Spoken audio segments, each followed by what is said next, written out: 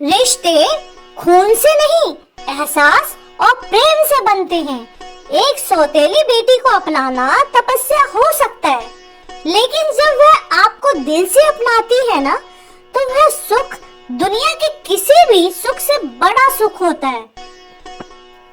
जब एक 10 साल की बच्ची अपनी सौतेली माँ को अपनाने से इनकार कर दे, तो माँ के पास क्या रास्ता बचता है?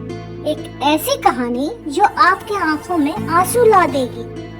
सुधा जब शादी करके उस घर में आई थी, तो उसके लिए सबसे बड़ी चुनौती उसका पति नहीं, बल्कि 10 साल की रिया थी। रिया की अपनी माँ का देहांत हो चुका था और वो सुधा को अपनी माँ की जगह देने को बिल्कुल भी तैयार नहीं थी। रिया सुधा को हमेशा आंटी कहकर बुलाती और हमेशा उससे दूर दूर रहती। सुधा उसे अपना बनाने के लिए बहुत कोशिश करती थी, उसका टिफिन बनाती, उसके कपड़े प्रेस करती, लेकिन रिया की आंखों में हमेशा उसके लिए एक बेगानापन ही रहता।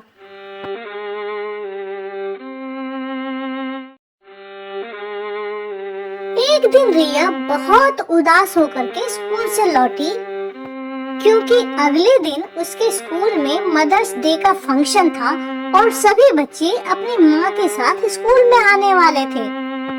रिया चुपचाप अपने कमरे में गई और अपनी माँ की तस्वीर को उठा करके जोर जोर से रोने लगी। सुधा ये सब दरवाजे पर खड़ी होकर के देख रही थी। उसका दिल भर आया।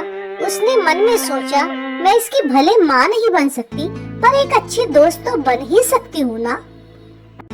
शाम को सुधा ने रिया की नानी को फोन किया और पूछा कि रिया को खाने में सबसे ज्यादा क्या पसंद है और उसकी मम्मी क्या बनाती थी।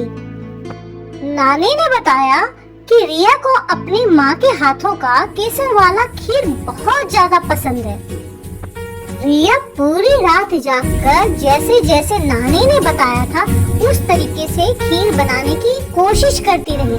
कई बार बनाई, चखी और हर बार स्वाद एक जैसा नहीं आया, पर वो रुकी नहीं, कोशिश करती रही।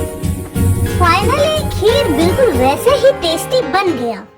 अगले दिन मदर्स डे था और सुधा ने जो खीर रात को बनाई थी वो नाश्ते के टेबल पर ला करके रख दी और चुपचाप किचन में काम करने के लिए चली गई। रिया ने जैसे ही वह खीर अपने मुंह में एक चम्मच लिया, उसका हाथ वहीं रुक गया। वह स्वाद बिल्कुल उसकी माँ के हाथ के खीर जैसा ही था।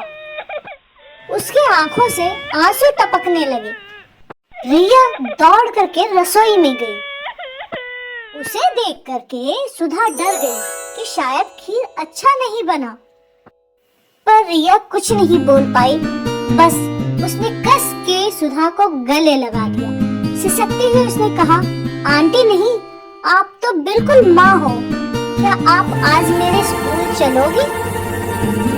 उस पल सुधा को लगा जैसे सारी दुनिया की दौलत उसने पा ली।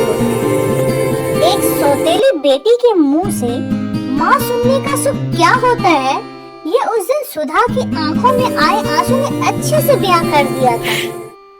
उस दिन जब सभी बच्चे अपनी अपनी माँ का परिचय दे रहे थे, तो सुधा ने भी जब माइक पकड़ा तो कहा, भगवान भले हर जगह माँ जा सकती हो, पर उन्होंने माँ तो बनाई है ना। और जब मेरी माँ भगवान के पास चली गई, तो भगवान ने मुझे सुधा माँ दे दी। ये मेरी दूसरी माँ नहीं है, बल्कि ये मेरी सबसे अच्छी दोस्त है।